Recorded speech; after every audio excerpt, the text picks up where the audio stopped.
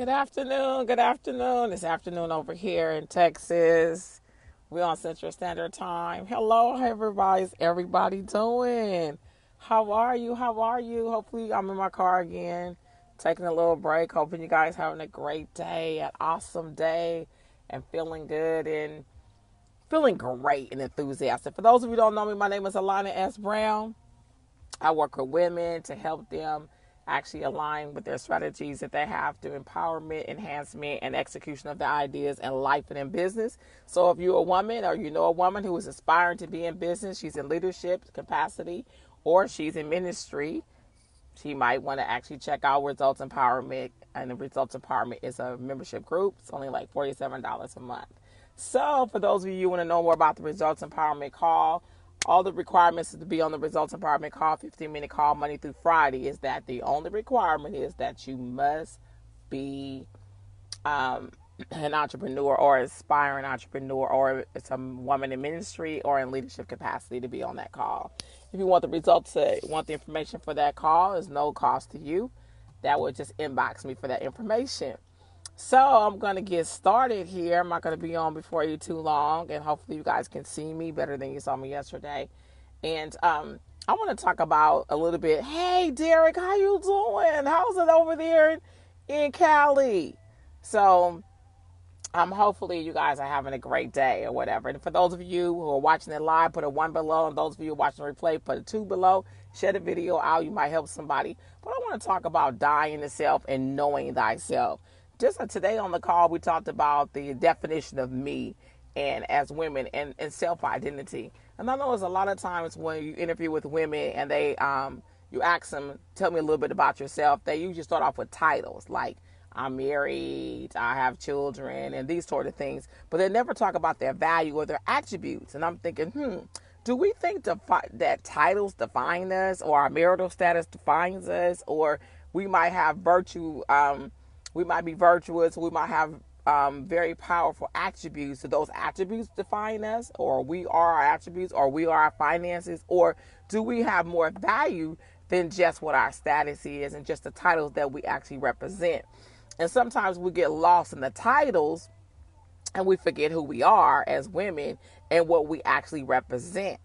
So that's something to think about. A lot of times we define ourselves by our marital status, or define ourselves by our titles, or define ourselves by our finances, or define ourselves by some of the things we do, like I cook or I clean or I do this. But we forget all about our attributes, the adjectives that describe us and how we emit a certain type of energy or a certain type of spirit to the world, and what value are we bringing to people when we work with them in business, and what do we have to offer.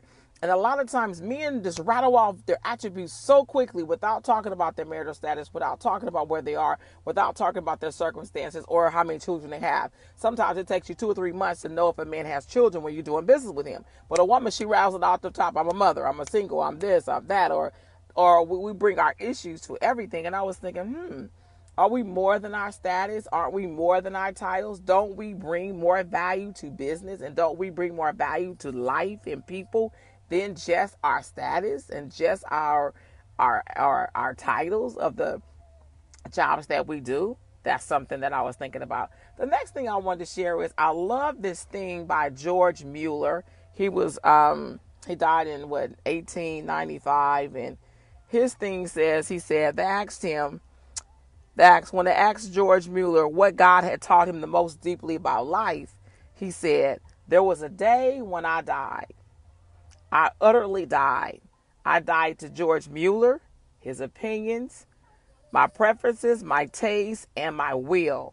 I died to the world, its approval or censure. Died to the approval or blame even of my brethren and my friends. And since then, I have studied only to show myself approved unto God only. And I was thinking, that seems like there's such liberty, there's such freedom in that. He said, I died to the approval of my brethren or my friends, their approval or their censure. It didn't matter either way it went. He didn't care. I died to my own will, my own thoughts, my own feelings, my own everything. And I just became completely cut off. So I was just thinking, wow, that must be some great life to interact with people and be friends with people and serve people and be there for people, but be totally emotionally disconnected from whatever they're thinking about you. Whether they're going to like your statement or not like your statement, you still going to be exactly who you are.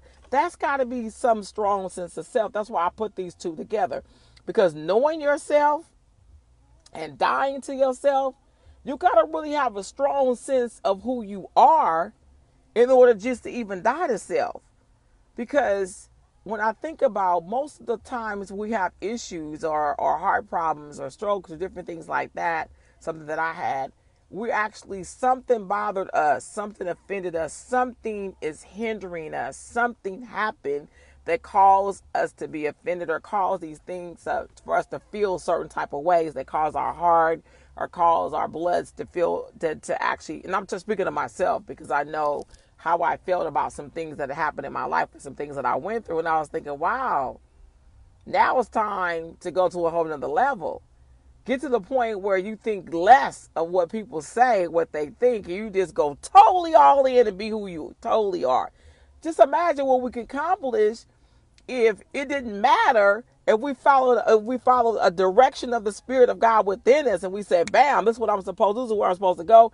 I don't care what the world thinks, I don't care what my friends think, I don't care what my brethren think, I don't care about anything.